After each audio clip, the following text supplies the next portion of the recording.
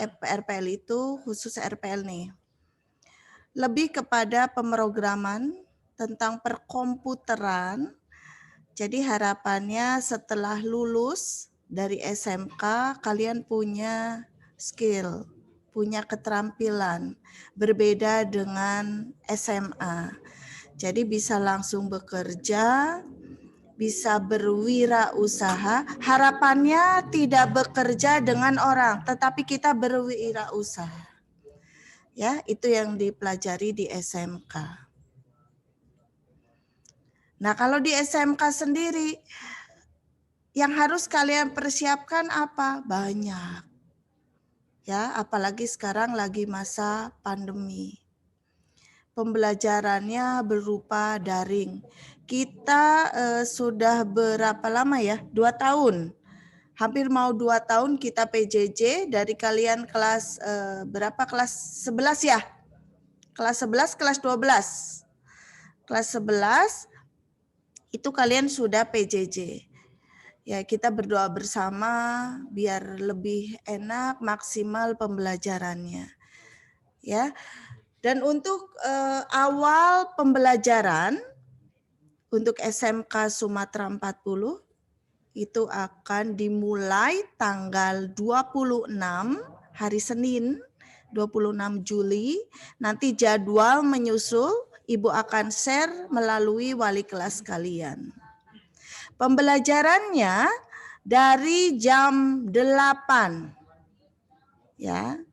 Dari jam 8 sampai dengan jam 12:30. Itu untuk pembelajarannya. Tetapi kita sudah memulai dari jam 7. Karena absensi dimulai dari jam 7. Kita kasih waktu. Ya, karena absensi itu masuk ke kriteria kenaikan kelas, maka Ibu harapkan jam 7 kalian sudah absen online. Nanti sama Pak Ardi akan linknya akan dikasihkan melalui wali kelas. Jangan terlambat. Ibu harapkan jam 7 sampai dengan jam 8. Itu masa untuk absensi.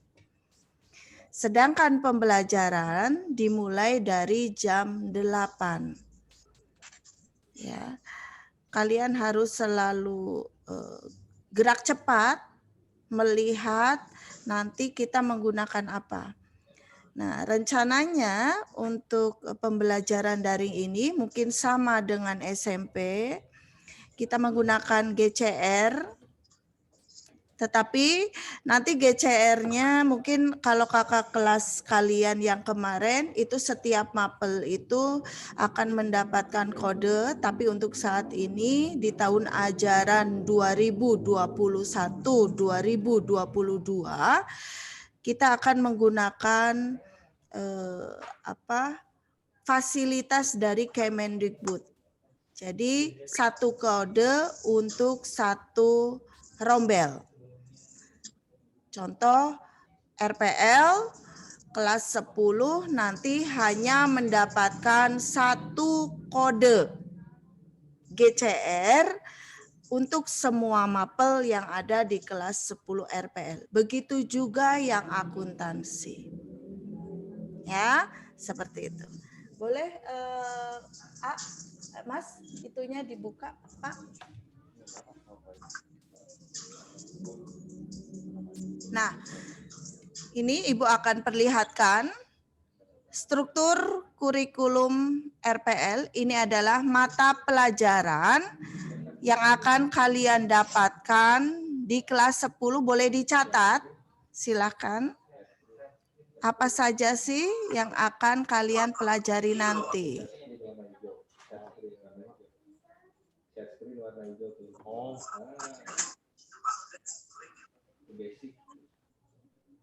Sebentar ya. Silakan kalian persiapkan buku sama pulpennya untuk dicatat.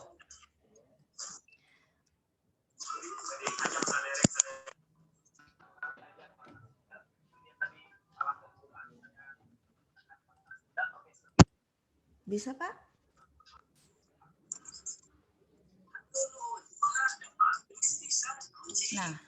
Iya. Oke. Kelihatan ya? Apa kecil-kecil tulisannya?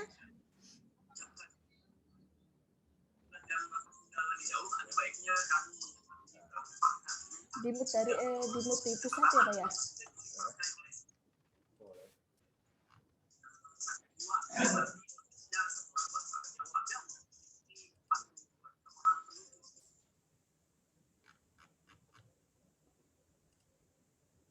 Oke. Nanti belum kelihatan.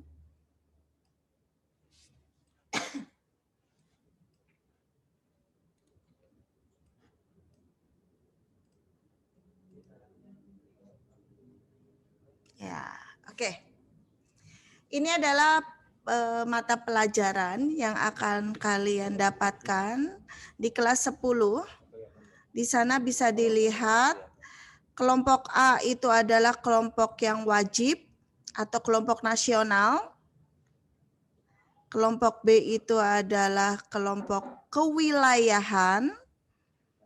Kelompok C adalah peminatan. Nah, perbedaannya antara SMK dan SMA itu perbedaannya di peminatan. Kalau SMK itu ada dasar bidang keahlian, program keahlian, paket keahlian. Itu akuntansi ya, salah ya kayaknya. Harusnya RPL. Keahlian RPL. Tapi tenang naon. Oke, kita dari atas Pak Ardi. Kita lihat ke atas. Kelompok A itu hampir sama dengan pembelajaran di SMP. Ya, jadi tetap ada pendidikan agama, pendidikan Pancasila dan kewarganegaraan, ada bahasa Indonesia, ada matematika, sejarah Indonesia, dan bahasa Inggris. Yang sebelahnya itu, yang angka, itu adalah jumlah jam. Kalau normal pada saat tatap muka, 1 minggunya untuk pendidikan agama itu ada 3 jam, PKN itu 2 jam, bahasa Indonesia itu 4 jam, matematika 4 jam, sejarah Indonesia 3 jam, bahasa Inggris 3 jam. Ya, ini kelas 10, 11, 12 sama. Perbedaannya di kelas 11 tidak ada sejarah Indonesia. Jadi sejarah Indonesia itu hanya ada di kelas 10 saja. Ya, nanti di kelas 11 tidak ada. Nah, untuk Bapak Ibu gurunya, mungkin yang alumni dari Sumatera 40 mungkin sudah tahu siapa sih Bapak gurunya, Ibu gurunya. Nah, mungkin Ibu hanya menyebutkan nama, nanti pada saat PJJ kalian berkenalan sendiri-sendiri, ya. Untuk pendidikan agama itu sama Budiah Lestari yang kemarin membacakan doa dan setiap harinya memberikan materi di jam terakhir tentang ibadah. PKN itu ada Bu Joliasi, bahasa Indonesia itu Bu Esti yang kemarin memberikan materi MPLS. Matematika itu Bu Fitria. Nah, Bu Fitria itu ngajar di kelas 10 dan 11. Sedangkan nanti matematika di kelas 12 itu sama Ibu Kepala Sekolah, Bu Susi. Ya, sejarah sama Pak Frans, bahasa Inggris itu sama Mem Agatha, kelas 10, 11, 12. Nah, sekarang kelompok yang B, kewilayahan, itu ada seni budaya, itu 3 jam, hanya ada di kelas 10 saja, 11, 12 tidak ada. Ya. Ada yang selanjutnya ada pendidikan jasmani, olahraga dan kesehatan. Itu 1 minggunya 2 jam pelajaran. Itu hanya ada di kelas 10 dan 11 saja. Jadi kelas 12-nya dianggap sehat. Jadi tidak ada olahraga. Olahraganya sendiri-sendiri. Seperti itu ya. Selanjutnya muatan lokalnya, karena kita ada di Jawa Barat, maka bahasa Sunda. Ya. Seni budaya itu sama Pak Aprian, PJOK sama Pak Ardi, bahasa Sunda sama Pak Sony. Nah, ini untuk kelompok B atau muatan kewilayahan. Sekarang masuk ke pembelajaran peminatan, yaitu pembelajaran produktif akuntansinya. Di situ kalian lihat ada kelompok C1, C2, C3. Nah, kalau kelas 10 adanya di C berapa? Yang akan kalian dapatkan hanya ada di C1 dan C2. Itu untuk kelas 10. Nah, untuk kelas 11, 12 itu hanya ada di C3. Jadi C1 dan C2-nya tidak diajarkan lagi. Tetapi bukan berarti dihilangkan, dilupakan. Tetap dipelajari. Kenapa? Karena nanti pada saat uji kompetensi kejuruan atau uji kom di kelas 12 ini akan ada lagi. Di mana? Pada saat ujian sekolah, pada saat ujian praktek, bahkan di uji kom itu sendiri materi ini ada. Karena apa? Ini sebagai dasar, ya, sebagai dasar pembelajaran di produktif. Karena tanpa belajar dasar pada saat uji kom nanti akan sulit. Ya. Kita lanjut. Yang C1 ada simulasi digital. Baik akuntansi, tadi Ibu jelaskan dulu, ini adalah pembelajaran RPL. Tetapi untuk kelompok A dan kelompok B, akuntansi juga sama. Ya, yang membedakan hanya di kelompok C. Nah, ini satu-satu. Nanti Ibu akan perlihatkan yang akuntansi juga. Untuk RPL ada simulasi digital, 1 minggunya itu 3 jam. Itu yang mengajar adalah Patiwan Tapiana. Fisika itu 3 jam. Kimia juga 3 jam. Nah, ini untuk dasar bidang keahlian. Ya, ada lagi masuk ke C2. Dasar program keahlian. Ada apa saja di sana? Ada sistem komputer. Ada komputer dan jaringan dasar. Nah, itu belum apa-apa. Sistem komputer 1 minggu ada 2 jam. Komputer dan jaringan dasar ada 5 jam. Pemrograman dasar ada 4 jam. Dasar desain grafis 3 jam.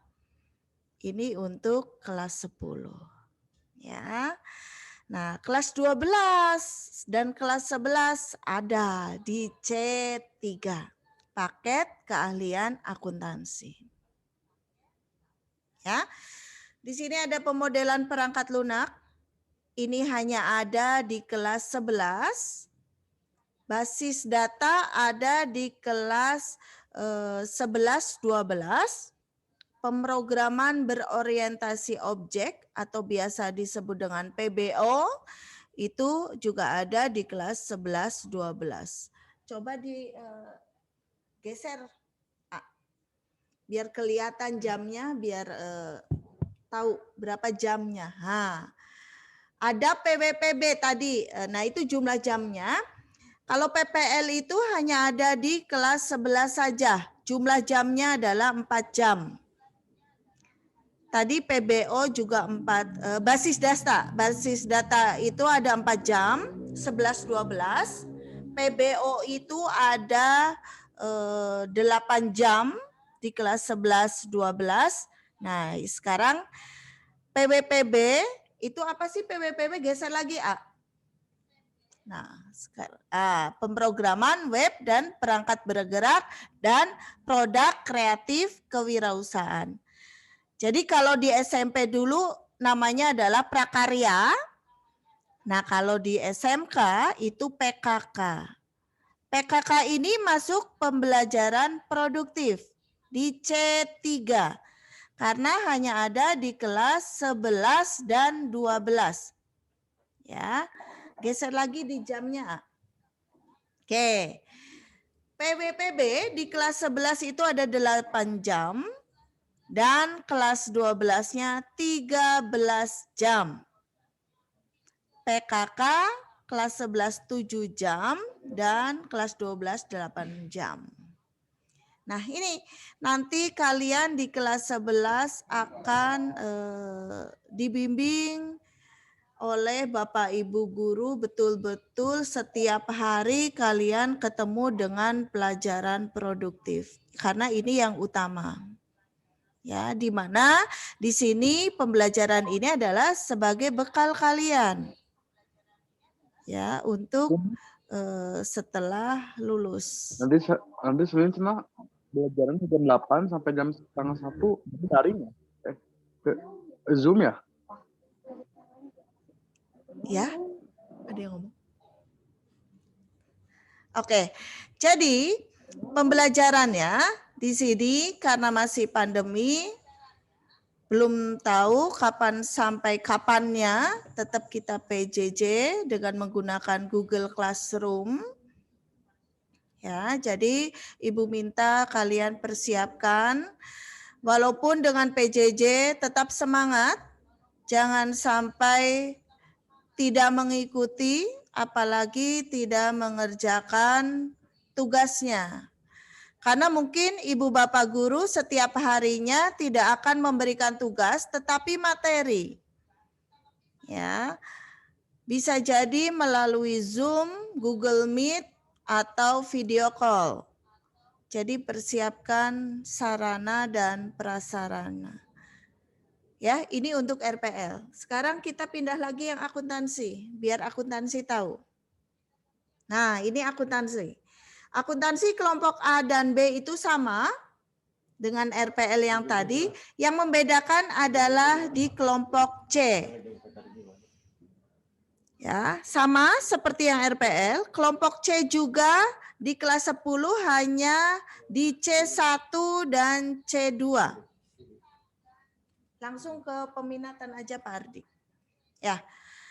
Di sini untuk kelompok C1 dan C2 khusus untuk kelas 10. Jadi nanti di kelas 11 dan 12 itu masuknya ke C3. Perbedaannya kalau tadi di RPL ada satu mapel di C3 yang hanya kelas 11 saja, tetapi di akuntansi di C3-nya semuanya ada di kelas 11 dan 12. Kita akan kupas.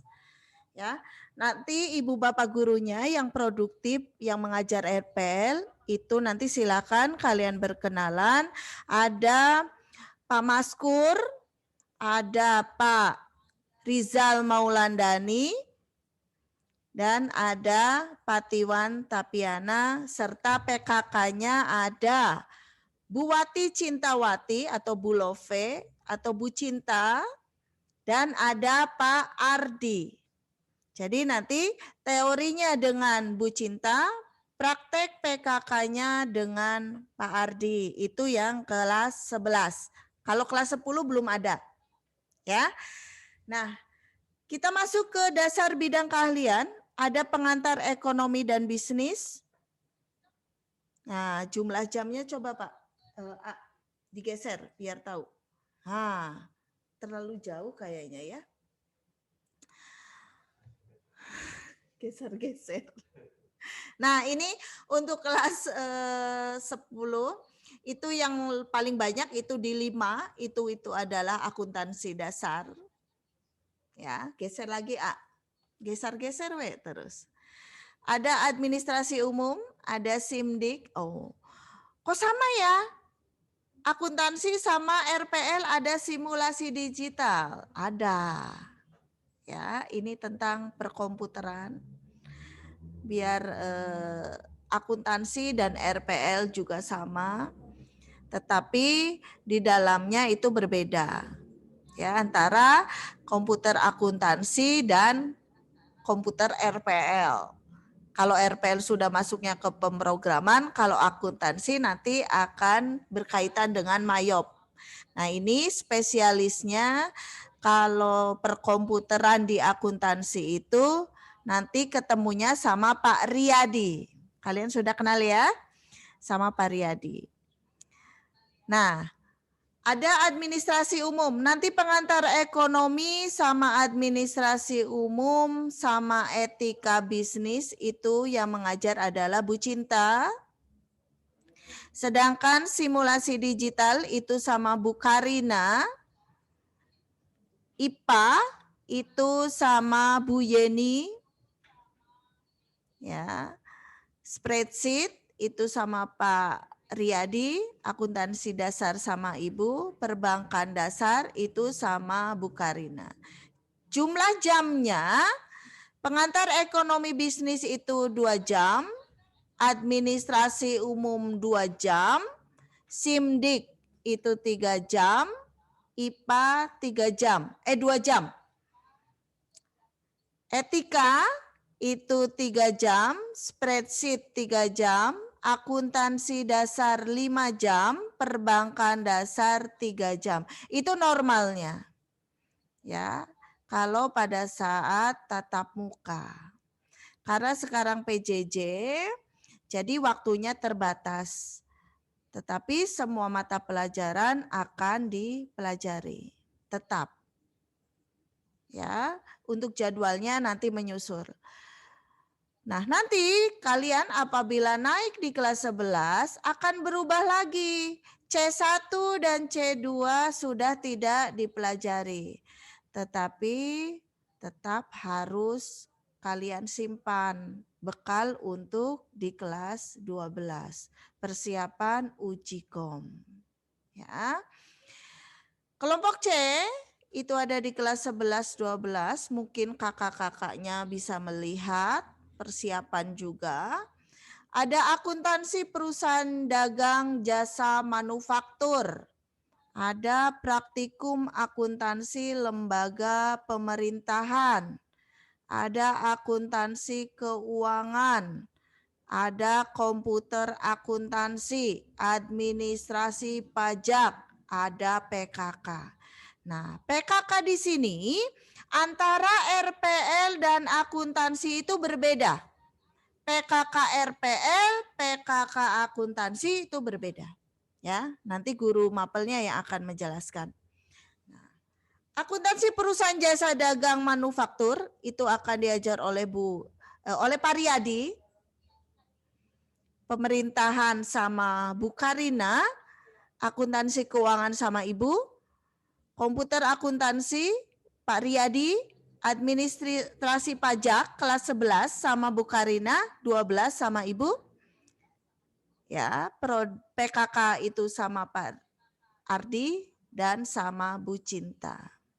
Jumlah jamnya berapa? Nah, di sini hampir sama dengan RPL. Geser lagi, Mas. Nah, ya, tadi manufaktur itu 4 jam, 11-12 sama. Yang kedua pemerintahan 11-6 jam, 12-7 jam. Terus yang ketiga adalah akuntansi keuangan 6 jam, 1 minggunya. Komputer akuntansi 5 jam, administrasi pajak 3 jam, dan PKK-nya 11-7 jam dan 12-8 jam. Ini yang akan kalian temui ya, biar tidak kaget. Ya, seperti itu. Nah, di dalam RPL akuntansi kalau di SMK itu kita punya kerjasama dengan perusahaan di mana yang nanti akan menguji kalian pada saat uji kompetensi kejuruan. atau ujikom. Karena dari beberapa ujian yang akan kalian lalui, selain dari penilaian tengah semester, penilaian akhir semester, terus penilaian akhir tahun, ada juga di kelas 12, itu ada ujian praktek, ada ujian sekolah, ada ujikom. Nah, dan untuk kelas 11 sekarang karena pengganti UN itu ada asesmen di kelas 11. Ya, pengganti UNBK-nya ada di kelas 11. Nanti untuk seperti apa-apanya nanti akan diberitahu. Ya.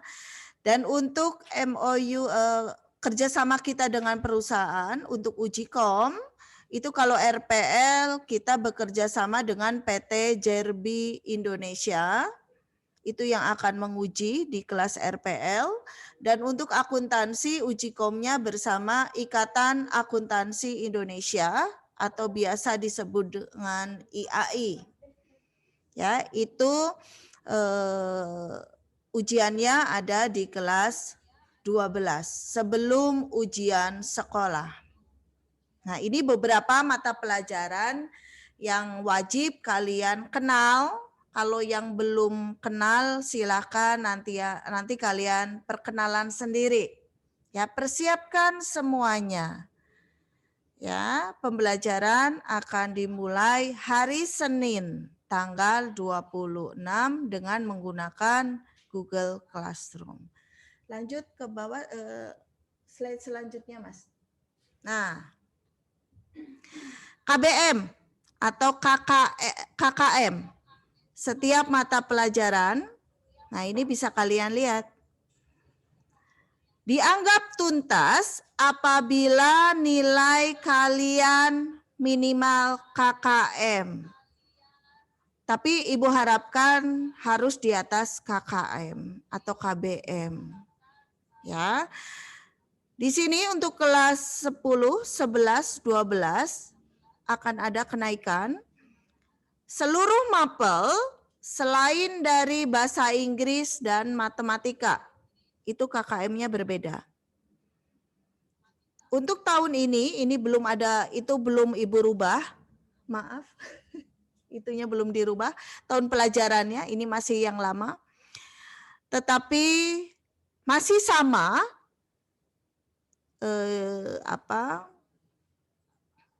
KKM-nya, seluruh mapel kelas 10 adalah 73. Kelas 11 75, kelas 12 76. Jadi nilai kalian harus minimal KKM yang ada di share screen. Ya. Nah, ini adalah KKM. Bisa nggak Bu? Tahun ini ada perubahan? Bisa. Karena KKM yang menentukan adalah ibu bapak guru yang mengampu mapel atau mengampu mata pelajaran. Bukan ibu yang menentukan, tetapi ibu bapak guru.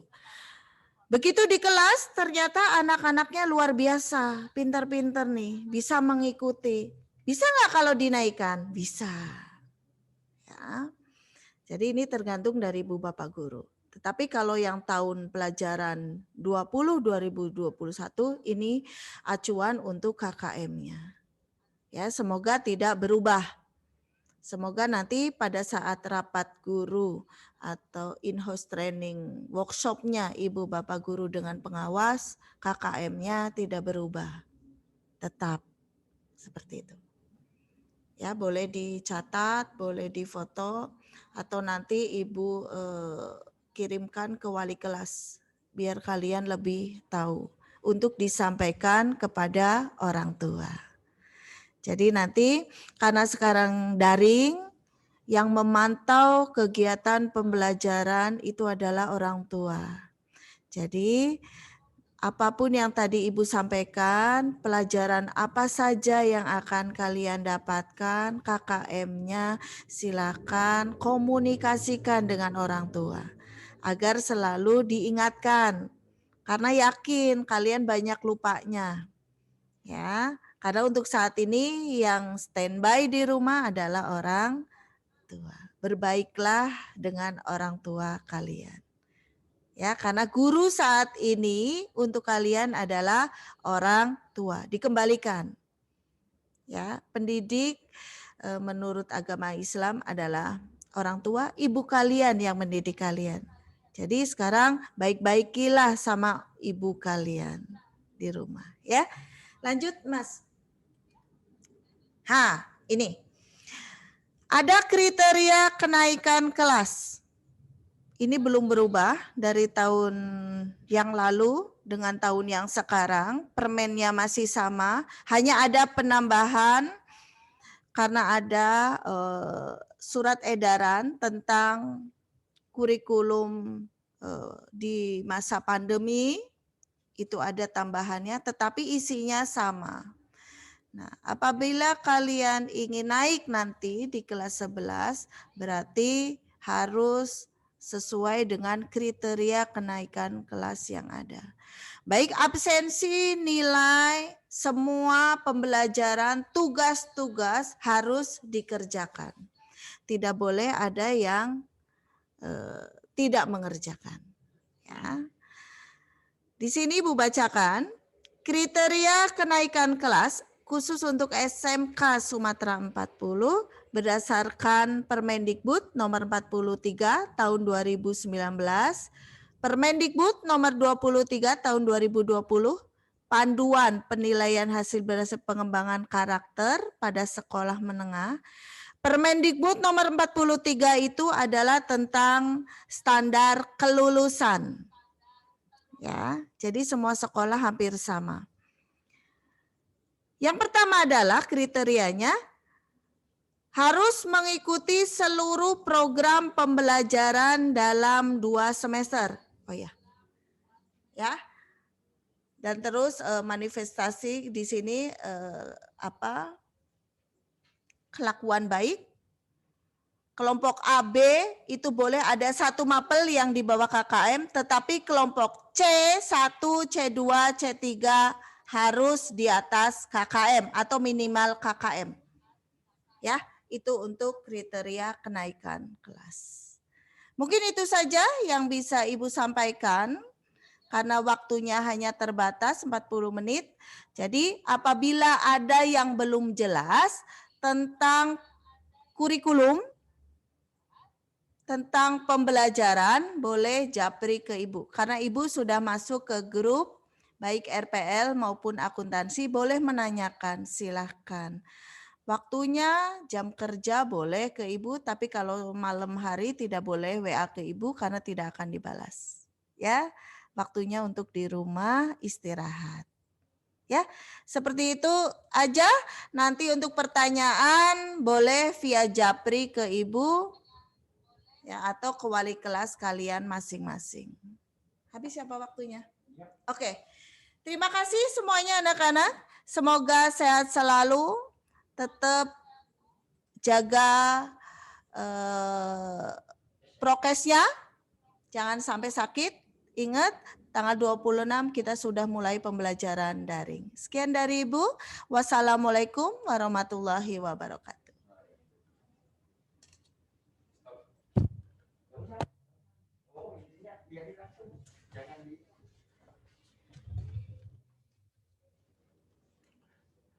Halo, selamat pagi anak-anak. Itulah tadi materi pertama di hari ketiga yang disampaikan oleh Ibu Nani Kirahmani SPD selaku Wakasek Kurikulum tentang pengenalan kurikulum 2013 di SMK Sumatera 40.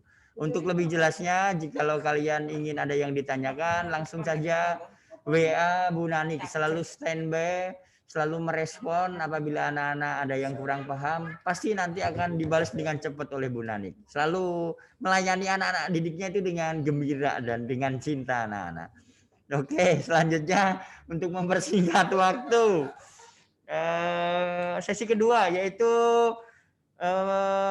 keluarga sadar hukum dan pendidikan anti korupsi, akan disampaikan oleh Ibu Joliasi Swiburyo SPD selaku guru PKN. Silahkan Bu Joli untuk memberikan materi ke anak-anak kami. Cok sini ya. Pak Ardi bisa.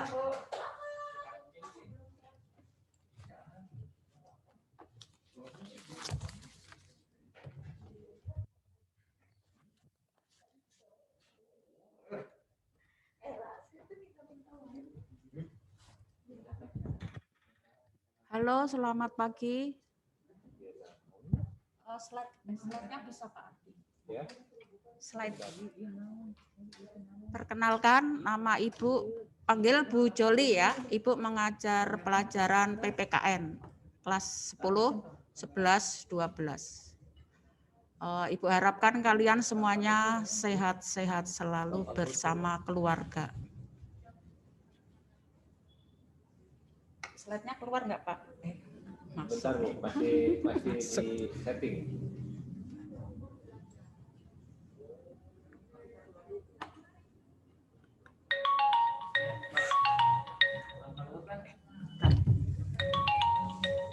Bentar ya.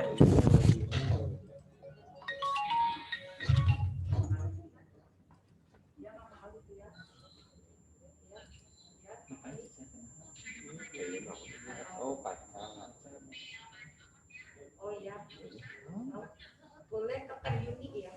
Ke kantor aja cari Bu Yuni ya.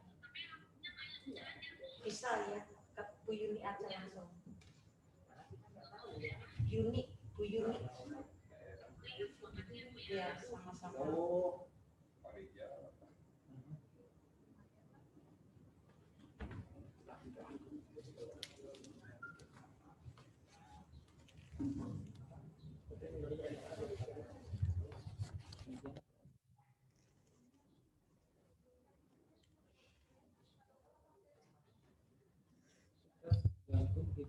Halo, halo.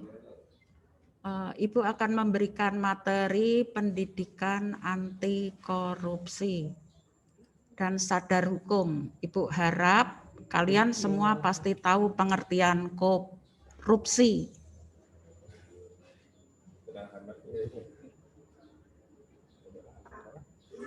Sambil berpikir dulu ya, apa pengertian korupsi. Terus ke bawah Pak Ardi. Ke bawah terus.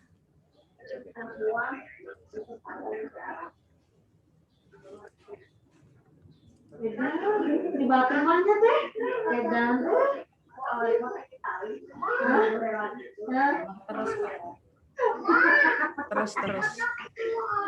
Ya, kalian bisa lihat gambar berikut ya, bahwa tanah air Indonesia itu lautnya biru, hutannya hijau, sawahnya luas, apalagi itu gedungnya tinggi-tinggi, semuanya indah ya, karena Indonesia itu sangat kaya. Tetapi kenyataannya, ke bawah Pak Ardi, kita menangis ya melihat banyak kemiskinan di sana sini. Ya ada pengemis yang membawa anak kecil, ya miris ya, kita melihatnya miris. Mau ke sekolah saja harus menyeberang sungai yang ironis. Ya bersyukurlah kamu nggak menemui seperti itu ya. Bersyukur kamu tinggal di kota yang tidak bertemu seperti itu.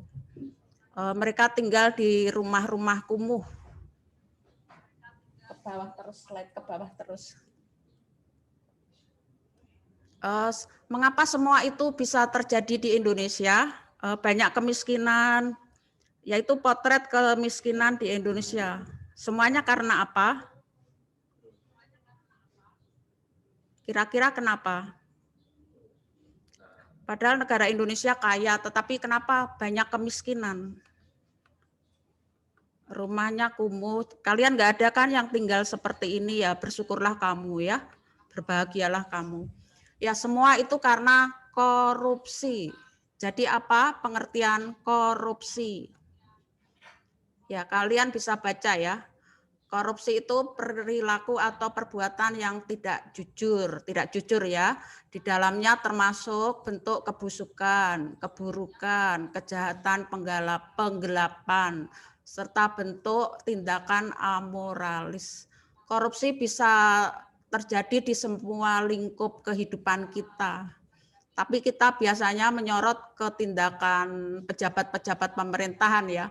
Padahal dalam kehidupan sehari-hari kita juga sering melakukan korupsi. Iya atau iya? Ya, ke bawah. Sekarang dampak dari perilaku dan tindak pidana. 7 bentuk korupsi misalnya karena merugikan keuangan negara ya. Hal itu melawan hukum, misalnya melakukan perbuatan memperkaya diri sendiri atau kelompoknya ya, dengan menyalahgunakan kewenangan, kesempatan, atau sarana yang ada. Misalnya diberi kesempatan untuk membagikan BLT ya, misalnya BLT kepada rakyat.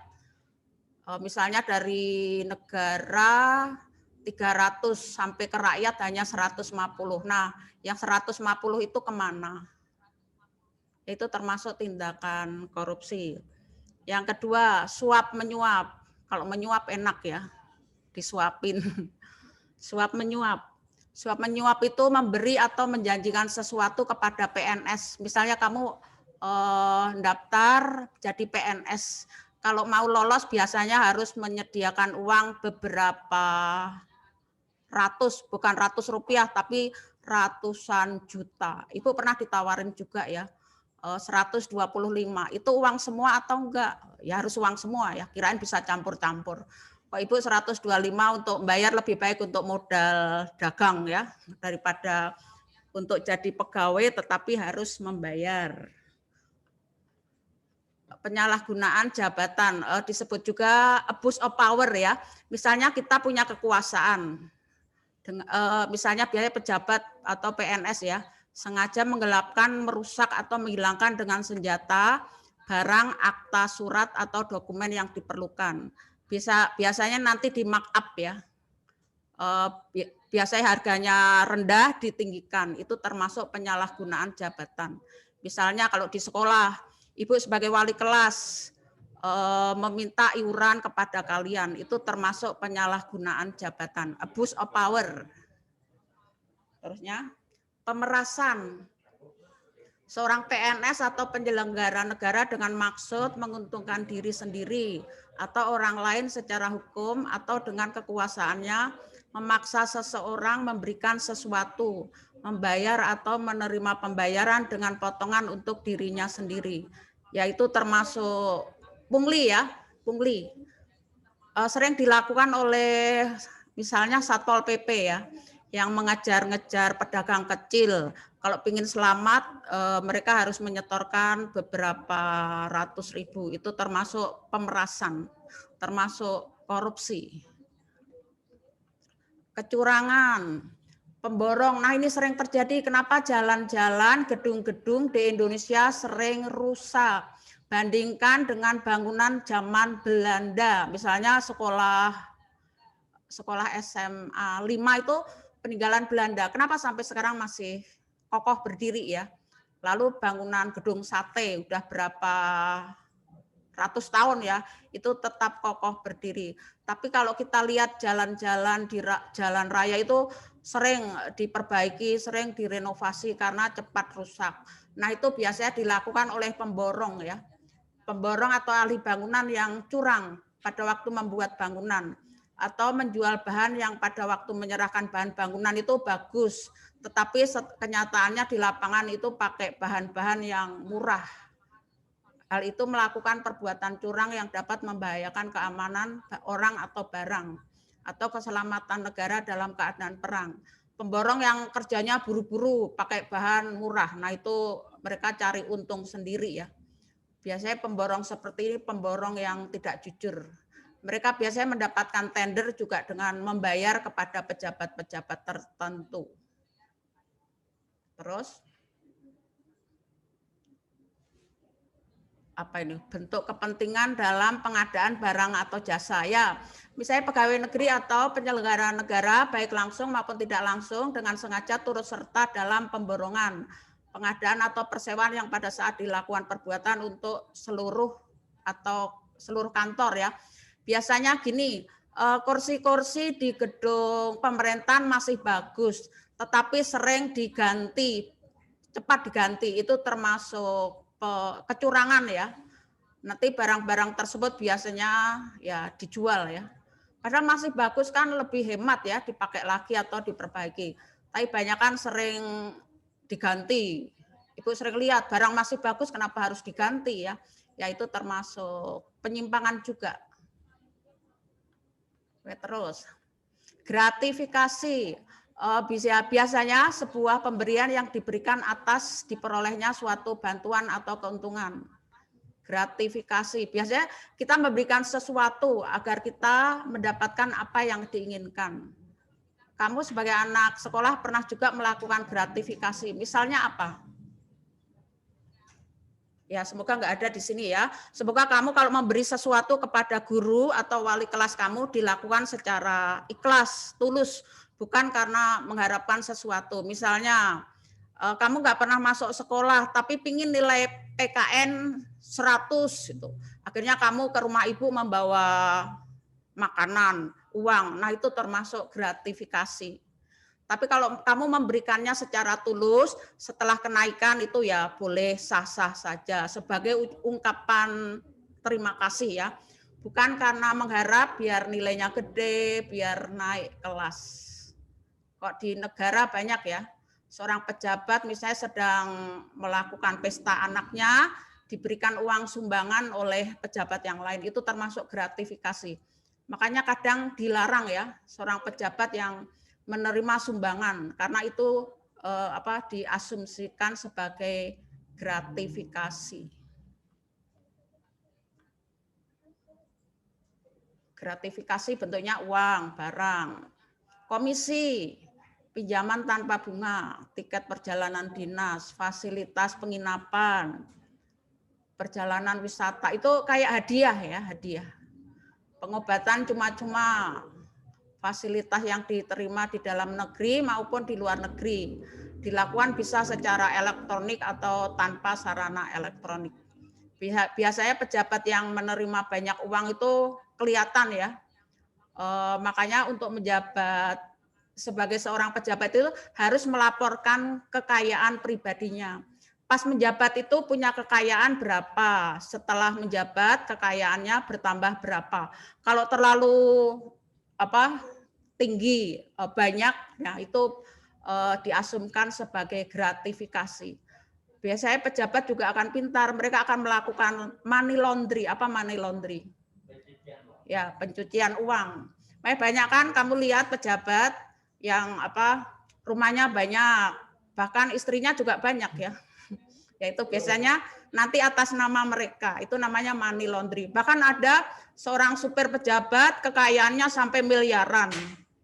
Ibu aja yang guru nggak ada miliaran ya, jutaan aja jauh ya, ini sampai miliaran. Itu karena dititipin rekening oleh bosnya. Jadi kalau diteliti itu kadang susah ya, uangnya kemana, ternyata dititipkan atas nama rekening orang lain. Ya itu termasuk money laundry. Sekarang nilai-nilai anti korupsi apa saja? Ya, kejujuran, 2, kepedulian, kemandirian, kedisiplinan, tanggung jawab, kerja keras, kesederhanaan, keberanian, keadilan. Kalau disingkat jadi jupe mandi tangker sebedil ya. Jujur, peduli, mandiri, apalagi tuh? Tanggung jawab, kerja keras, sederhana, berani, adil. Jupe bukan jupe almarhum ya. Jupe mandi tangker sebedil. Terusnya, bagaimana cara memberantas korupsi? Ya itu biasanya dari diri kita sendiri masing-masing ya. Minimal dari diri kalian sebagai seorang pelajar. Melalui pendidikan, edukasi, misalnya pendidikan PKN, karena PKN itu mengutamakan moralitas ya. Yang sering kalian lakukan untuk korupsi misalnya apa? Pernah enggak? Ya misalnya nyontek itu sejenis korupsi juga ya. Jadi Ibu sebagai guru PKN moralnya itu yang penting moral kan. Yang penting nilai kamu bagus tetapi hasil usaha sendiri. Kalau bagi Ibu sih nilai enggak penting ya, tetapi kamu mengerjakannya secara jujur. Daripada nilai tinggi tetapi hasil dari nyontek. Itu sama juga mencuri. Ya itu dimulai dari diri sendiri ya. Kedua, perbaikan sistem. Kalau sistem di pemerintahan misalnya satu pintu ya, tidak beberapa pintu.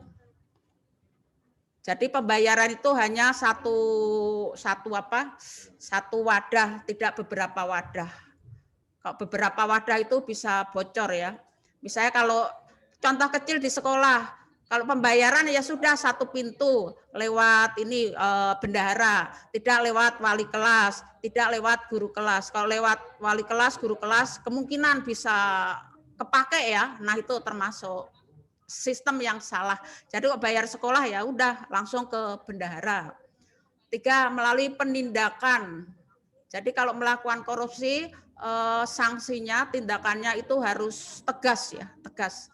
Kalau di sekolah misalnya nilai karena nyontek itu akhirnya dinolkan. Kalau Ibu benar, kalau kamu ketahuan nyontek nilainya walaupun 100 Ibu turunkan ya. Enggak akan Ibu kasih 100. Walaupun maaf kalau udah ketahuan, nah diturunkan. Kalau di masyarakat misalnya kalau Ibu setuju dimiskinkan. Jadi uangnya diambil untuk negara ya, untuk membayar hutang-hutang negara. Dimiskinkan. Jadi kan nggak punya apa-apa lagi ya, biar merasakan gimana rasanya tidak punya sesuatu. Sekarang pendidikan anti korupsi itu berani jujur ya, langkah awalnya memberantas korupsi itu integritas dari diri sendiri. Kalau kamu melakukan sesuatu ingatlah satu ya, takut kepada Tuhanmu, jangan takut kepada orang lain, tetapi takut kepada Tuhan. Jadi berpikir Tuhan itu maha melihat ya, walaupun orang lain nggak melihat, tapi Tuhan maha melihat. Sering ya kalau kamu nyontek, kalau nggak ketahuan itu rezeki ya. Misalnya dulu pas sekarang sih nggak tahu nanti awal selanjutnya ya. Kalau dulu pas tes di kelas, kalau yang awas tidur kamu bisa nyontek. Nah itu rezeki bagi kamu ya. Tapi kalau ketahuan menjadi apa? Musibah. Ya, usahakan jujur, nggak usah nyontek-nyontek. Percaya diri ya. Teladan keluarga. Kalau kamu di keluarga hidup dalam keharmonisan, selalu sholat bersama, selalu sholat berjamaah, yang Kristen selalu berdoa bersama, ke gereja bersama, yaitu menjadi keluarga yang harmonis, teladan keluarga yang baik. Melalui budaya organisasi. Misalnya kamu masuk ke organisasi, kok di masyarakat misalnya IRMA ya, Ikatan Remaja Masjid kalau yang Muslim. Kalau yang Kristen apa itu? MUSA, Muda Mudi Dewasa. Atau ikut di masyarakat misalnya Karang Taruna. Aktif ya, aktif dalam kegiatan di masyarakat, berperan aktif. Ya semoga kalian ada semua seperti itu ya. Yang perbaikan sistem, peraturan perundangan yang berlaku. Jadi undang-undangnya tegas ya. Memperbaiki cara kerja pemerintahan, birokrasinya ya, menjadi simpel dan efisien. Praktis, tidak bertele-tele ya. Memisahkan secara tegas kepemilikan negara dan kepemilikan pribadi. Misalnya mobil negara sama mobil pribadi itu dibedakan ya. Jangan sampai mobil negara dipakai pejabat untuk pulang kampung, itu termasuk tidak boleh ya. Mobil fasilitas negara dipakai anaknya untuk jalan-jalan ke mall, nggak boleh juga. Nah itu bukan mobil pribadi. Terusnya, menegakkan etika profesi dan tata tertib lembaga dengan pemberian sanksi secara tegas. Kalau ketahuan korupsi biasanya ya udah ditindak secara tegas, misalnya dipindahkan. Kalau pegawai negeri ya dipindahkan, dimutasi, diturunkan pangkatnya. Ada lagi misalnya apa? Dimiskinkan bisa ya. Terusnya penerapan prinsip-prinsip go governance itu pemerintahan yang transparan, pemerintahan yang terbuka. Jadi negara transparan kepada negara, nggak ada yang ditutup-tutupi kecuali itu rahasia negara nggak boleh ya.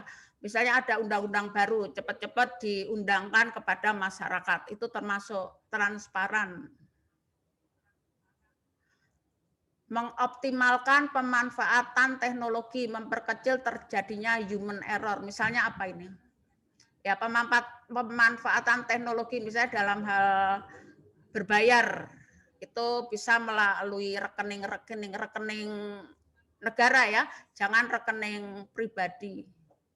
Itu bisa memperkecil terjadinya kesalahan kemanusiaan. Misalnya kalau bendahara langsung terima uang biasanya tangannya gatel ya sudah langsung ke rekening saja. Kalau pegang uang biasanya akan terjadi kesalahan kemanusiaan, yaitu kemanusiaan ya. Pegang uang pingin memakainya padahal itu bukan uang kita. Ya, yang penting iman kita kuat, jangan sampai kita menggunakan uang yang bukan hak kita. Terutama takutlah kepada Tuhan ya. Maukah kita menggunakan kekuatan yang kita miliki untuk memberantas korupsi? Sebagai pelajar, kamu harus mau ya, harus mau.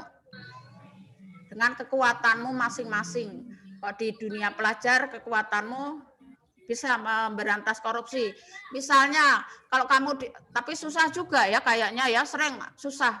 Kalau kamu ditilang polisi, biar cepat beres, biasanya mau ya membayar iya atau iya. Ibu pernah nggak mau membayar karena waktu itu duitnya 10.000 sama 100.000. Kok dikasih 10.000 kayaknya terlalu sedikit, dikasih 100.000 terlalu banyak. Jadi ibu nggak mau membayar. Akhirnya ibu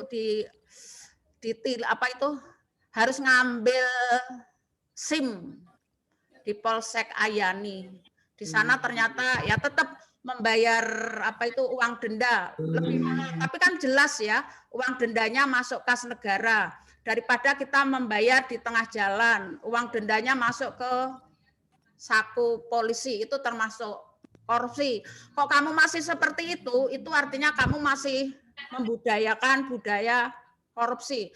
Jadi usahakan kalau didenda lebih baik bayar di kantor daripada bayar di tempat. Misalnya seperti itu ya. Ya mulai sekarang bagaimana caranya kita bangkit lawan korupsi. Sekarang juga ya, tidak harus nunggu nanti kamu besar, nanti kamu kuliah, nanti kamu kerja. Ya mulai sekarang, dari hal-hal kecil dari duniamu. Tadi misalnya kalau didenda, mau nggak kamu nggak membayar di tempat? Sering ribet Bu. Ya itu kalau kamu berpikir ribet Bu, lebih baik bayar sekarang juga, beres. Nah itu artinya kita masih membudayakan korupsi ya. Contoh kecil lagi, kalau ulangan takut nilainya jelek, akhirnya jalan instannya karena nggak belajar, semalaman main warnet, main nonton drakor, akhirnya lupa belajar. Akhirnya kamu jalan pintasnya adalah nyontek. Ya itu termasuk tidak memberantas korupsi ya. Itu tetap membudayakan kemalasan. Usahakan kalau waktunya ulangan ya kamu belajar disiplin ya. Jangan sampai jalan instan korupsi. Kalau kamu ngerasa nilainya kecil-kecil, akhirnya jalan pintas kamu adalah ngasih sesuatu kepada gurunya agar nilainya gede. Nah itu termasuk jalan pintas. Ya kalau kamu baik, perilakunya baik, absennya bagus, nggak usah takut ya. Kalau bagi ibu nilai kecil itu nomor sekian ya. Kecuali buat matematika nomor 1 emang nilainya besar ya.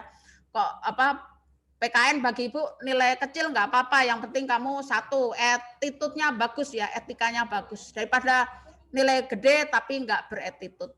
Nggak usah takut kalau nilainya kecil akhirnya cari jalan instan untuk korupsi. Yang penting tugas-tugas dikerjakan. Perilaku sopan. Attitude-nya bagus. Kalau KBM langsung itu penampilan harus rapi ya. Ibu sih sering cerewet ya. Baju harus masuk, pakai kaos dalam. Kalau dulu Ibu terkenal Ibu Cute ya, sering nyubit. Kalau nggak pakai kaos dalam, Ibu cubitin. Kok yang kakak-kakak kelas kalian kenal Ibu ya. Makanya Ibu dipanggilnya Bu Cute, sering nyubitin ya. Nggak pakai kaos dalam, Ibu cubitin. Baju juga harus masuk. Masih ada lagi? Hal-hal yang menjadi pembenaran, sekedar ya kamu biasakan mengucapkan terima kasih Pak Bu kepada teman juga ya, kepada mama papa kamu juga, misalnya kamu diberi uang saku, terima kasih Ma. Setelah mengucapkan salam, mengucapkan terima kasih. Ibu sama ya, Ibu kalau meminta tolong kamu atau kamu membantu ibu tidak akan lupa mengucapkan terima kasih. Yaitu sudah menjadi kebiasaan ya. Lumrah dan wajar. Wajar itu artinya ya bersikap biasa-biasa aja. Enggak overacting, enggak berlebihan ya. Memuliakan tamu. Tamu itu seperti raja, ratu. Jadi usahakan kamu bersikap sopan kepada seorang tamu. Walaupun tamu itu ngeselin. Kadang ada ya tamu yang ngeselin ya. Enggak pulang-pulang padahal kita sudah capek. Apa yang kamu lakukan? Pukul-pukul piring ya, biar cepat pulang. Kalau sebagai pembeli sama, pembeli adalah raja. Biaya pelayan yang baik akan tetap menghargai konsumen, tidak lihat penampilan. Ada yang pelayan nggak sopan ya. Kalau orang itu penampilannya nggak rapi, sering dicuekin, dikiranya nggak punya uang, padahal uangnya banyak ya. Yaitu tamu adalah raja. Jangan melihat casingnya ya, tetapi lihat hatinya. Jangan melihat sesuatu dari penampilan. Enggak semua orang yang penampilannya kurang itu ekonominya juga kurang. Semua orang di mata Tuhan itu sama. Adat ketimuran itu ada di Indonesia. Kita harus tetap memegang adat ketimuran di Indonesia. Ya boleh sedikit adat kebaratan, tetapi jangan sampai menggeser adat ketimuran kita.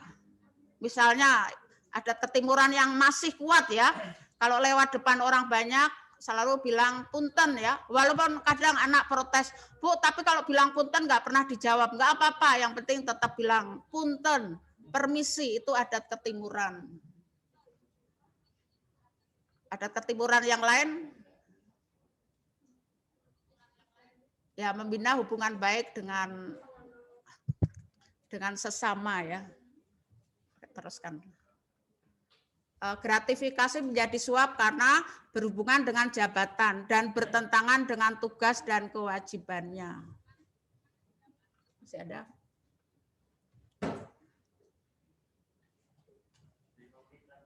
Menit lagi. Gratifikasi dan konflik kepentingan. Itu biasanya berhubungan dengan kepentingan pribadi, konflik kepentingan, korupsi terkait gratifikasi, hubungan aliviasi itu misalnya hubungan kekerabatan, kedinasan, dan lain-lain.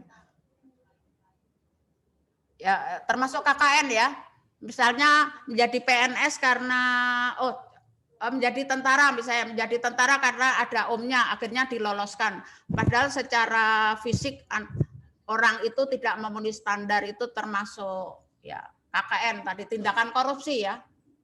Karena ada hubungan keluarga di dalamnya, itu termasuk kekerabatan atau nepotisme. Untuk memutus hubungan pribadi. Penyelewengan wewenang itu termasuk tadi abuse of power, penyalahgunaan kekuasaan. Kalau punya kekuasaan akhirnya sering bertindak yang bertentangan dengan hukum, itu termasuk gratifikasi. Ya contoh kecil di lingkungan sekolah, misalnya ibu punya jabatan wali kelas, sering meminta misalnya uang kepada kamu tanpa sepengetahuan sekolah, itu termasuk penyelewengan wewenang ya. yaitu termasuk pelanggaran korupsi juga. Kalau kamu menemukan ini, bisa kamu wajib lapor kepada pihak yang terkait ya. Kalau di lingkungan sekolah ya sekolah, di lingkungan masyarakat ya ke RT RW.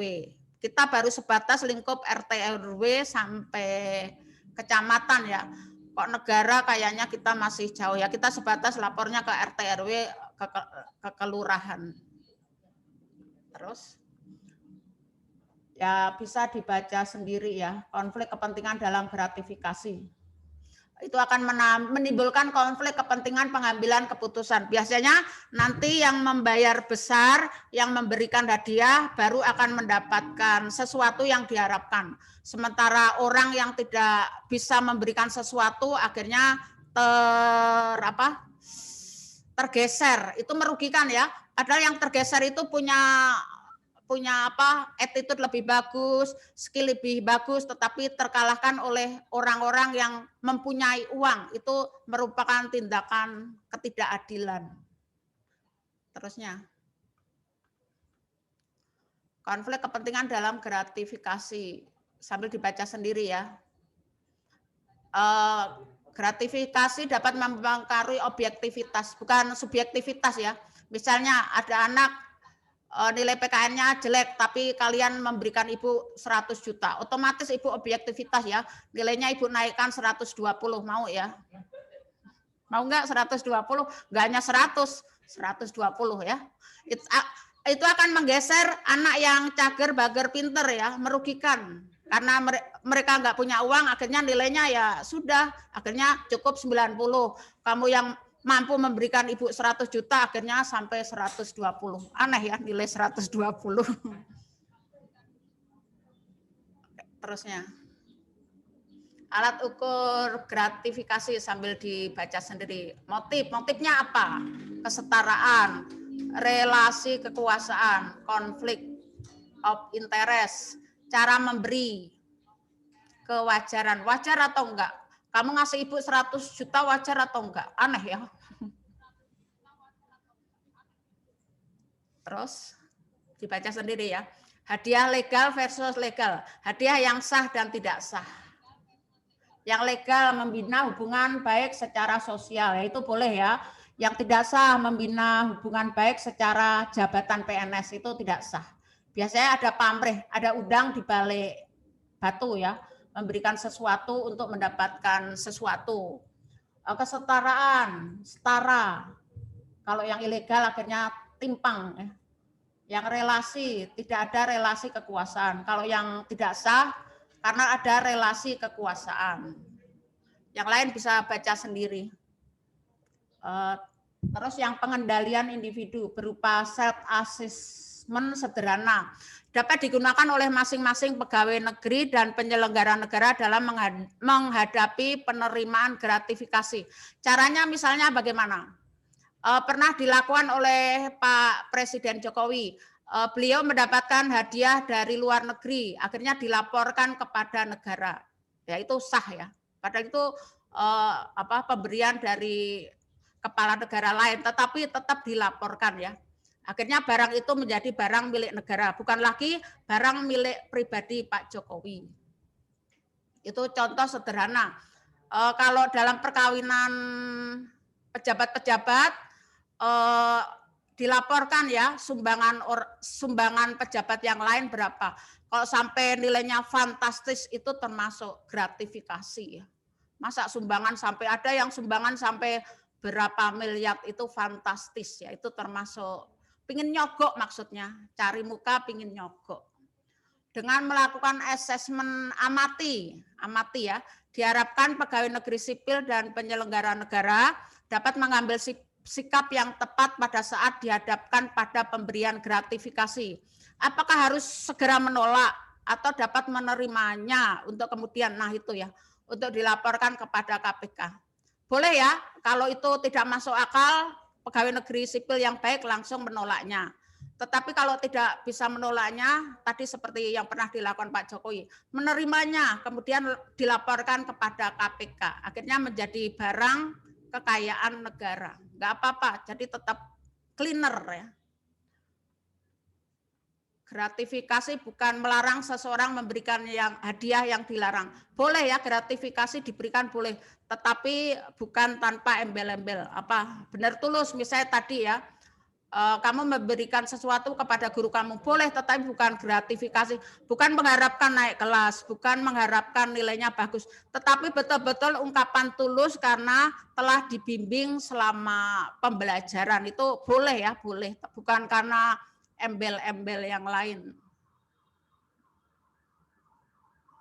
Boleh dibaca sendiri. Nilainya 10 juta atau lebih itu termasuk pembuktian gratifikasi ya. Yang nilainya kurang dari 10 juta, gratifikasi tersebut suap dilakukan oleh penuntut umum ya. Nilainya sampai 10 juta itu termasuk gratifikasi. Jadi kalau kamu hanya ngasih Ibu 10.000 itu bukan gratifikasi, nggak apa-apa ya. Sanksi. Sanksi seseorang yang melakukan gratifikasi itu bisa dipidana seumur hidup. Serendah-rendahnya 4 tahun dan paling lama 20 tahun. Ya hanya gara-gara pingin kekuasaan kamu harus hidup di balik terali besi. Dendanya bisa sampai 1 miliar. Sama yang menerima gratifikasi itu juga akan mendapatkan sanksi. Jadi pemberi dan penerima sama-sama akan mendapatkan sanksi. Mengapa sulit lapor gratifikasi? Kenapa? Kenapa seseorang sulit untuk melaporkan gratifikasi? Masih ada bawahnya?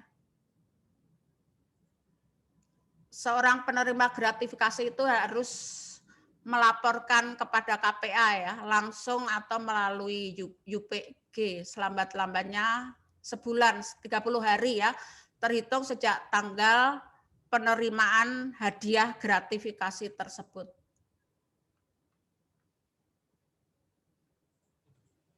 Padi berapa menit lagi masih? Kita perdalam lagi nanti pertemuan di KBM.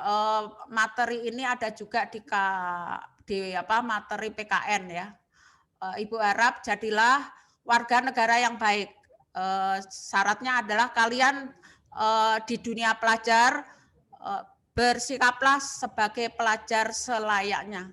Nggak usah sampai overacting untuk mengerjakan sesuatu ya. Yang penting kamu cager, bager, pintar bagi ibu nomor sekian ya. Yang penting cager, bager, ngerti ya cager, bager ya. Oke, berani jujur itu hebat, jujur itu hebat. Itu kita untuk menghilangkan korupsi ya. Sekian dan terima kasih. Salam sehat semuanya buat kalian. Tetap semangat.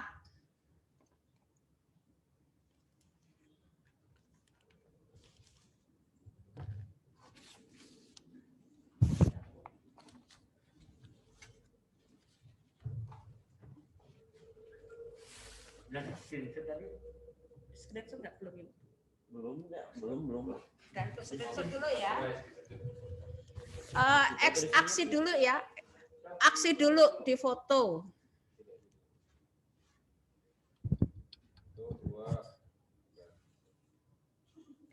Enggak keluar udah.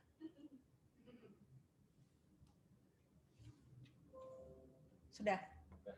Oke, terima kasih.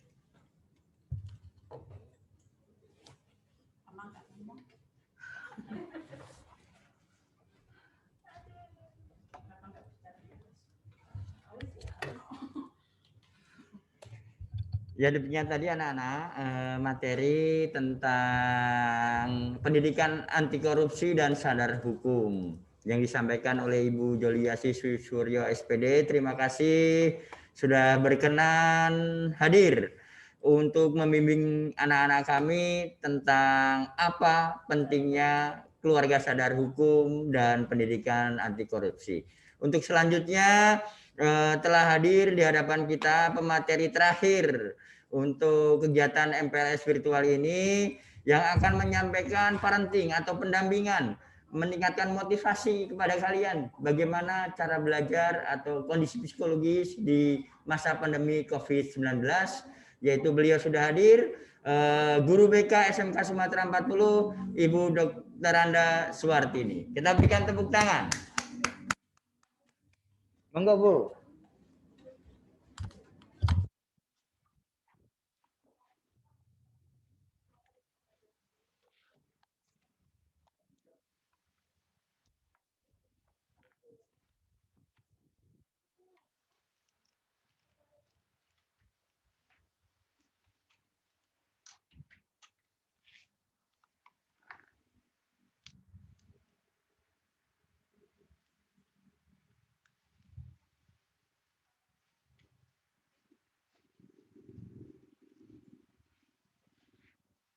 Langsung, Pak Andi, langsung.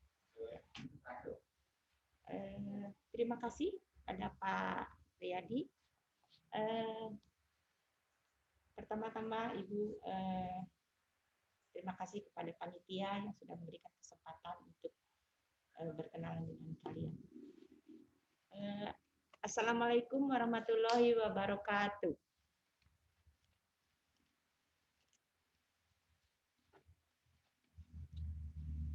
Suaranya tidak terdengar. Assalamualaikum warahmatullahi wabarakatuh.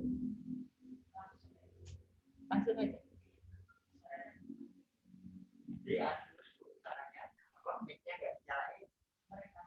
Oh iya. Salam sejahtera untuk kita semua. Salam sehat untuk kalian dan untuk keluarga semua di rumah. Amin.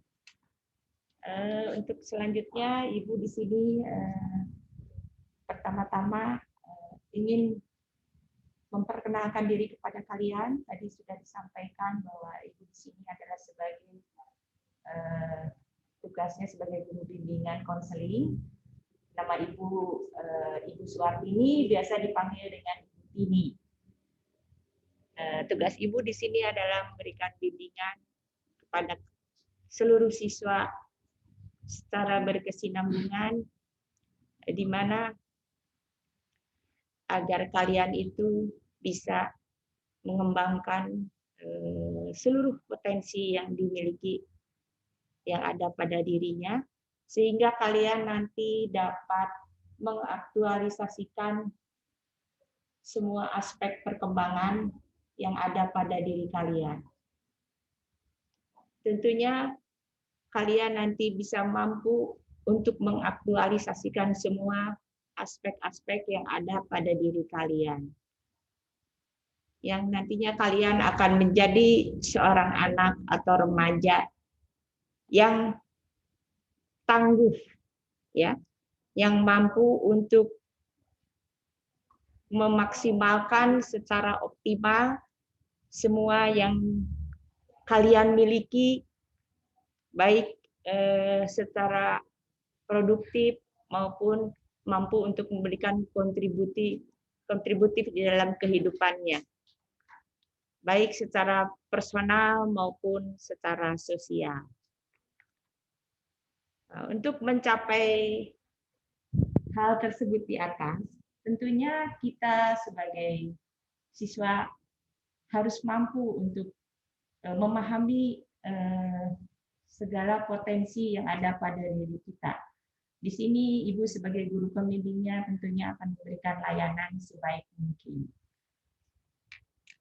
Untuk mencapai kepada aspek-aspek tugas perkembangan kalian di sini, di mana kalian harus mengenal ada beberapa aspek yang ada di lingkungan kalian sendiri, di mana aspek-aspek tersebut adalah yang biasa Ibu sampaikan, yang biasa Ibu berikan layanan-layanan, baik secara individu maupun secara kelompok. Aspeknya diantaranya ada 4 aspek untuk mencapai tujuan dalam proses menjalani tugas perkembangan dengan baik. Yang pertama adalah aspek pribadi. Aspek pribadi ini tentunya ada pada diri pribadi kalian sendiri. Di sini Ibu akan menjelaskan sedikit bahwa aspek pribadi ini adalah tugas ibu memberikan dan memfasilitasi agar kalian mampu untuk memahami segala potensi yang dimiliki dalam diri pribadi kalian dan mampu untuk mengembangkannya dan mampu untuk menyesuaikan dirinya di dalam lingkungan keluarga, di dalam lingkungan sekolah maupun dalam lingkungan masyarakat. Coba di sini Ibu akan bertanya kepada 10 akuntansi. Salma. Halo Salma. Boleh Ibu bertanya ya? Halo Ibu, kenapa? Iya. Salma pernah punya masalah pribadi nggak? Coba santai aja sama Ibu ya. Suaranya putus-putus. Oh, putus-putus. Suaranya putus-putus. Suaranya putus-putus. Nggak jelas ya? Nggak apa-apa suaranya. Coba ini Ya. untuk Marcel. Marcel itu perempuan? Iya. Laki-laki. Oh, laki-laki. Marcel. Marcel, halo Marcel. Nggak nyambung kayaknya.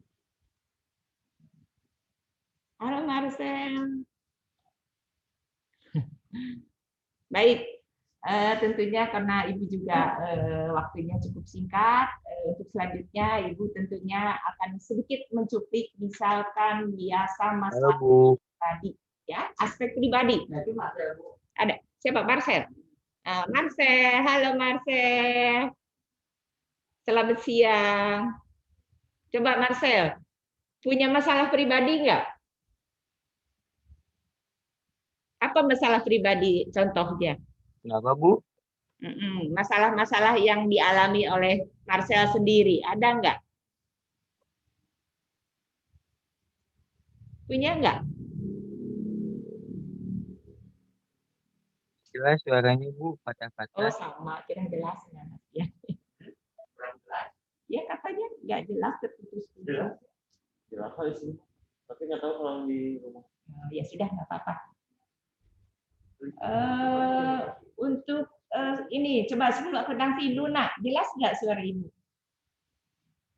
Luna, jelas Ya suara Bu, Ibu? patah-patah. Oh patah-patah. Patah-patah Bu. Ya baiklah. Ibu sedikit akan memberikan gambaran ya. Untuk masalah aspek pribadi, untuk mencapai tugas perkembangan secara maksimal yaitu di mana kalian harus mampu untuk memecahkan semua permasalahan yang ada pada diri kalian.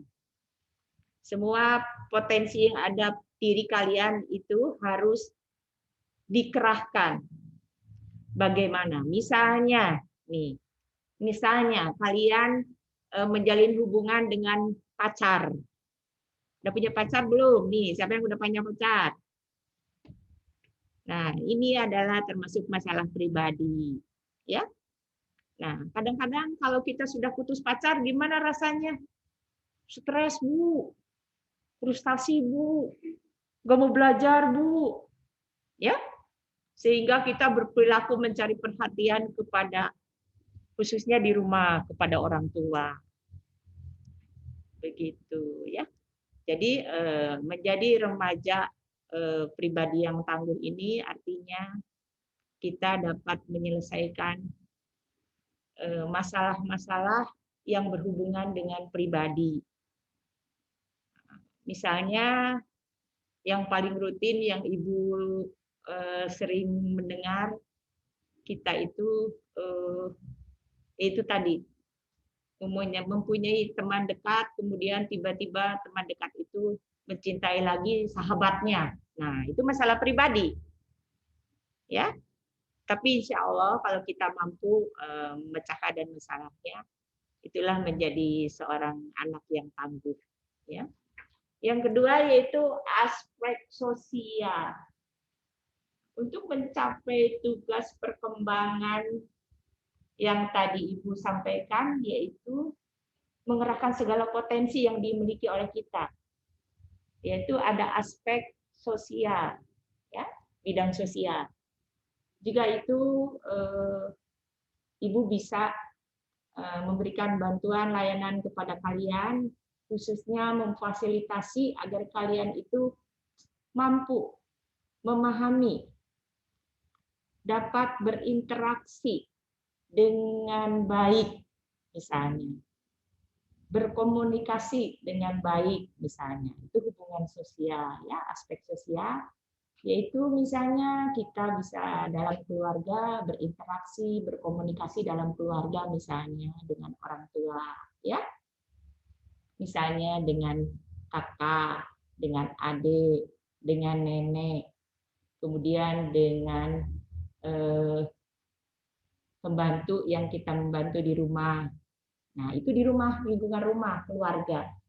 Kemudian di dalam lingkungan sekolah, misalnya kalau kita tatap muka, ya, bagaimana kita harus berinteraksi dan berkomunikasi dengan baik, ya, bagaimana kita berhubungan baik, berkomunikasi dengan Bapak Ibu guru pengajar, misalnya, ya, kemudian dengan teman di kelas, ya, dengan wali kelas, dengan staf sekolah juga, ya, kemudian dengan pesuruh sekolah juga. Nah, itu adalah kemampuan aspek di bidang sosial. Nah, itu juga sangat-sangat diperlukan. Karena yang Ibu lihat itu kadang-kadang ada anak-anak yang sok gitu, ya, kemudian tidak menghargai, sikap perilakunya tidak sopan, misalnya. Mentang-mentang dia pesuruh, misalnya dia cuek atau tidak menyapa, misalnya ketemu di jalan. Nah, itu bidang sosial, yaitu menyangkut bidang hubungan sosial, interaksi di dalam lingkungan keluarga dengan orang tua dan keluarga, di dalam lingkungan sekolah, dan di dalam lingkungan masyarakat. Di dalam lingkungan masyarakat pun ini perannya sangat penting. Selanjutnya aspek bidang karir. Apa karir ini?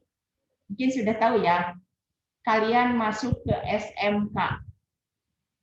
Kalau untuk SMA mungkin hanya dijuruskan untuk IPA dan IPS atau bahasa, dan sifatnya secara umum, ya.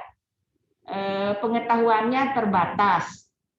Jadi kalau untuk tingkat SMA itu kemungkinan besar, sebagian besar selalu ingin melanjutkan ke jenjang yang lebih tinggi lagi, kuliah kalau sudah lulus, ya. Tetapi untuk kita misalkan SMK, alhamdulillah kalau di SMK ini kita semua sudah memiliki potensi, bakat, minatnya masing-masing, ya. Misalnya untuk 10 akuntansi, untuk akuntansi, kemudian kelas 10 RPL. Nah, ini semua sudah ada jurusannya masing-masing. Nah, tentunya untuk aspek karir ini, Ibu di sini memfasilitasi, melayani, memberikan layanan kepada kalian, di mana agar kalian itu mampu memilih lanjutan bagi yang akan melanjutkan kuliah ke jenjang perguruan tinggi.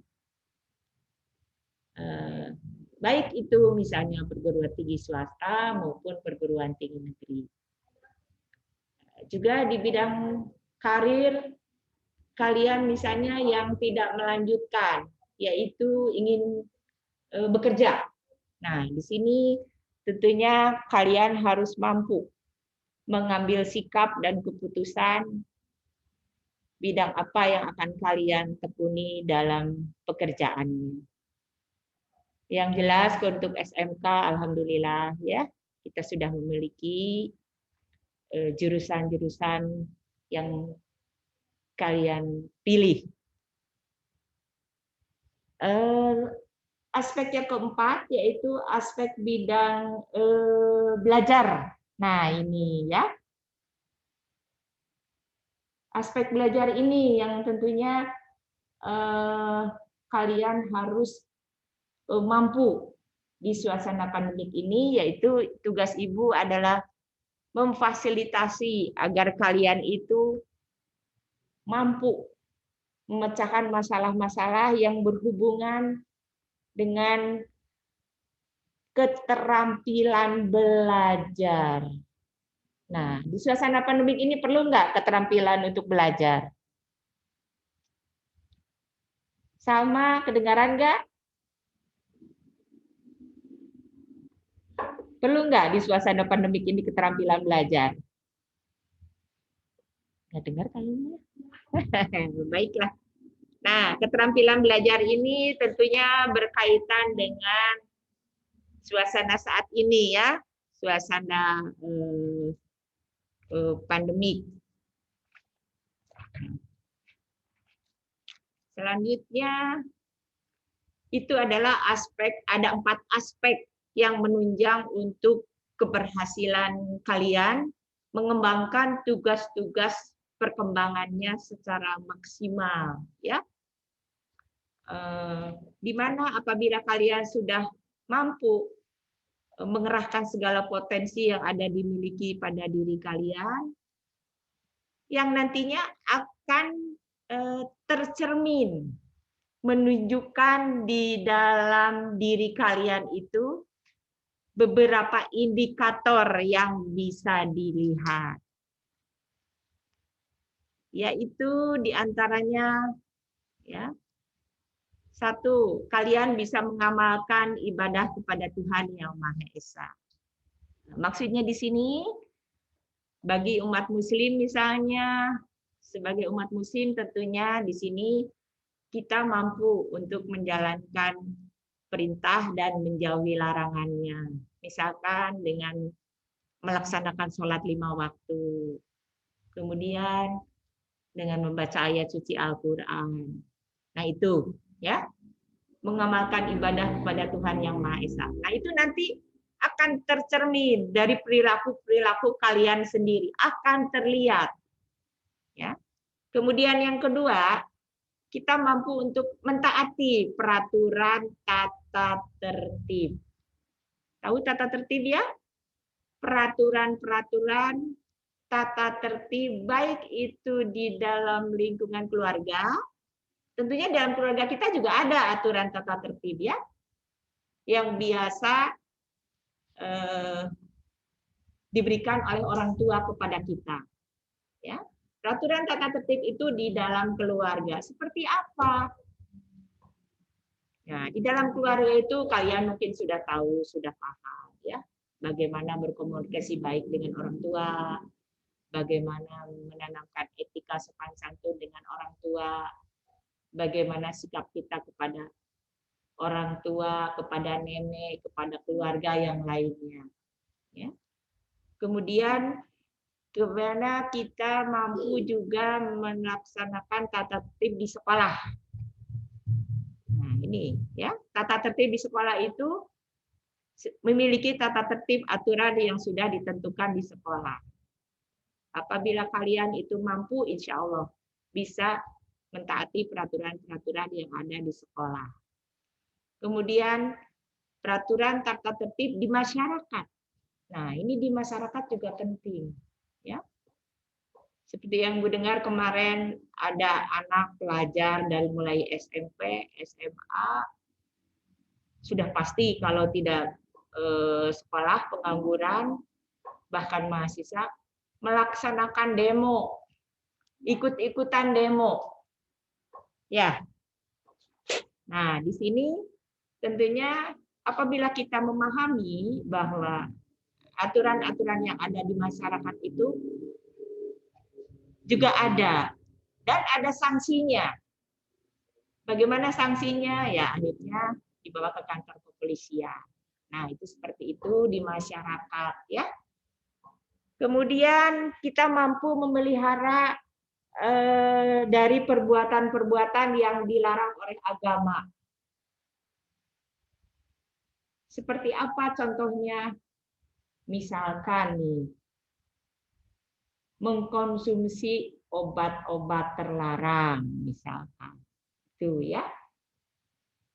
Mengkonsumsi narkoba, misalnya. Kemudian melakukan seks bebas, misalnya. Nah, itu akan mampu, kita harus mampu kalau menjadi pribadi yang tangguh, ya. Selanjutnya yang keempat yaitu mampu memecahkan masalah dengan baik, ya. Semua permasalahan yang ada yang kalian alami mampu dipecahkan dan sabar untuk menghadapinya.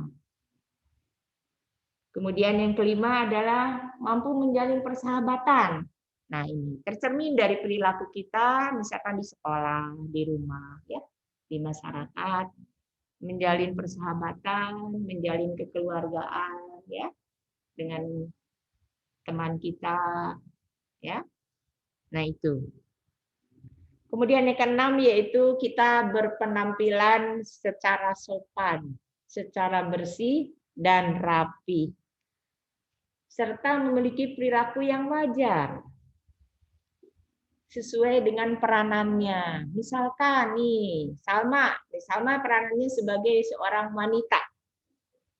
Tentunya kita berpenampilan, berperilaku sewajarnya sebagai wanita, ya. Kemudian di sini misalnya peran sebagai pria, yaitu seorang laki-laki. Ini pun harus berperan sebagaimana wajarnya seorang anak laki-laki. Nah, itu ya. Selanjutnya yang ketujuh yaitu aktif mengikuti segala bentuk kegiatan yang ada di sekolah. Kalau proses pembelajaran tatap muka biasanya di OSIS, ya. Di OSIS secara aktif kita mengikuti segala bentuk kegiatan-kegiatan yang ada di sekolah. Nah, yang terakhir kita sebagai remaja yang tangguh memiliki motivasi, ya, motivasi dan kebiasaan belajar yang baik. Nah, itu yang akan tercermin indikator-indikator di dalam diri pribadi kita masing-masing sebagai anak remaja yang tangguh, ya. Nah, untuk selanjutnya Ibu mungkin akan lebarkan sayapnya dihubungkan dengan proses pembelajaran saat ini, ya. Yaitu tadi Ibu sudah sampaikan ada aspek bidang belajar, ya. Selain bidang sosial, selain bidang karir, juga ada bidang belajar. Nah, mungkin untuk Pak Ida, maka ditayangkan yang berhubungan dengan bidang pembelajaran.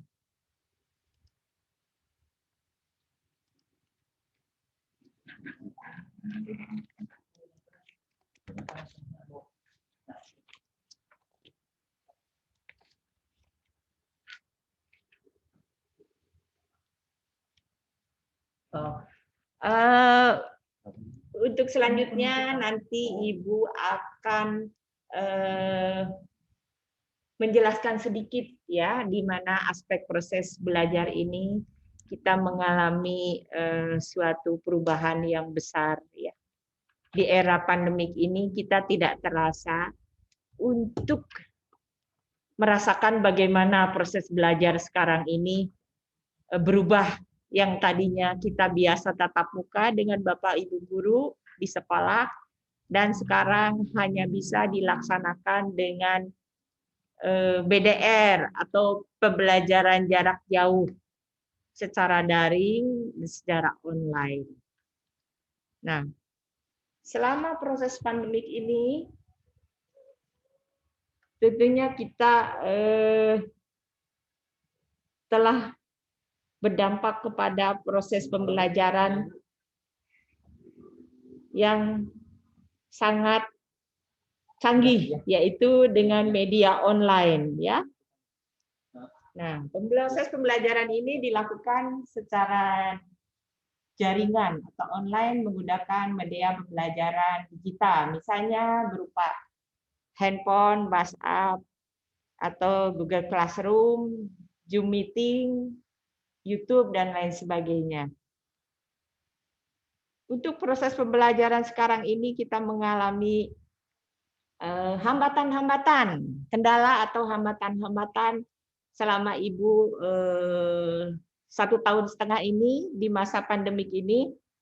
Banyak sekali masukan-masukan yang Ibu lihat hasil daripada konseling, wawancara dengan siswa, kemudian wawancara dengan orang tua, kemudian hasil kunjungan ke rumah, bagaimana melihat situasi dan kondisi di rumah, dan juga hasil kolaborasi dengan wali kelas dan guru-guru bidang studi. Di sini Ibu, bentar, jangan satu-satu, geser. Kenapa ya? Nah, faktor ekonomi, ini faktor ekonomi kalian tahu sendiri. Dampak dari pandemik ini tentunya banyak orang tua pria yang di PHK.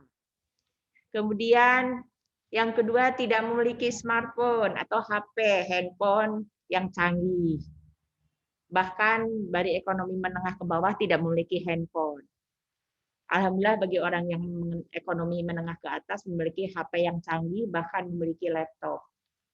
Yang selanjutnya kurang memahami pelajaran, mungkin pelajarannya sulit, ya, sehingga anak ini tidak menarik, jenuh dan bosan. Juga ada rasa jenuh, ya, karena susah mengerjakan soal-soalnya dan tidak paham. Nah, di sini dari beberapa kendala hambatan ini akhirnya kita tidak mengerjakan tugas, ya, bosan tidak mengerjakan tugas. Nah, disinilah peran orang tua. Jadi peran orang tua di sini sangat dibutuhkan dan sangat diperlukan. Karena proses pembelajaran ini dilaksanakan di rumah. Jadi perlu kerjasama baik dengan orang tua, perlu motivasi dengan orang tua, perlu menanamkan karakter disiplin sedini mungkin dari orang tua kepada anaknya, karena orang tua di sini sangat berperan penting untuk keberhasilan pembelajaran PJJ ini. Tentunya penanaman karakter disiplin ini harus sedini mungkin agar supaya kalian itu bisa menanamkan, bisa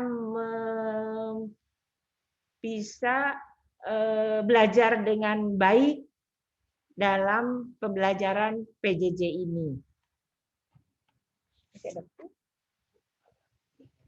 Oh iya. Rupanya dari Ibu cukup sekian dulu. Tentunya mohon maaf karena memang ini adalah waktu yang terakhir akan segala penutupan. Mudah-mudahan kalian semua tetap semangat, sehat selalu. Jangan lupa menjaga prokes, protokol kesehatan, yaitu 5M. Memakai masker, menjaga jarak, mencuci tangan, menjaga mobilitas, tidak berkerumun. Seperti itu. Sekian dan terima kasih. Wassalamualaikum warahmatullahi wabarakatuh.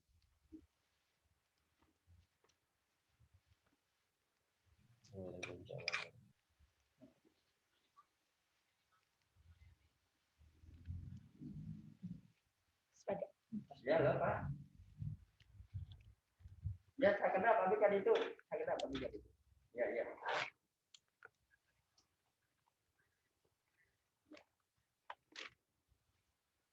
Ya, ya. Oke, anak-anak, demikian tadi materi terakhir MPLS virtual hari ini yang disampaikan oleh Ibu Dr. Anda Suwartini tentang parenting, pendampingan, motivasi belajar siswa dalam kondisi pandemi. Terima kasih kami ucapkan kepada Ibu Dr. Anda Suwartini. Selanjutnya, kalian live dari Zoom meeting langsung masuk ke link upacara penutupan. Jadi langsung masuk, setelah itu materi udah habis, setelah penutupan ditutup, kegiatan MPLS selesai. Jadi langsung masuk ya anak-anak, karena udah jam 10 kurang 3 menit. Kalian langsung join ke link Zoom meeting upacara penutupan MPLS. Jelas? Halo? Jelas? Jelas, Pak. Setelah ini Jelas, langsung masuk karena udah jam 10. Oke, Jelas, Pak. terima kasih. Jelas, Sekarang Pak. mau diakhiri jelas. link ini. Terima kasih.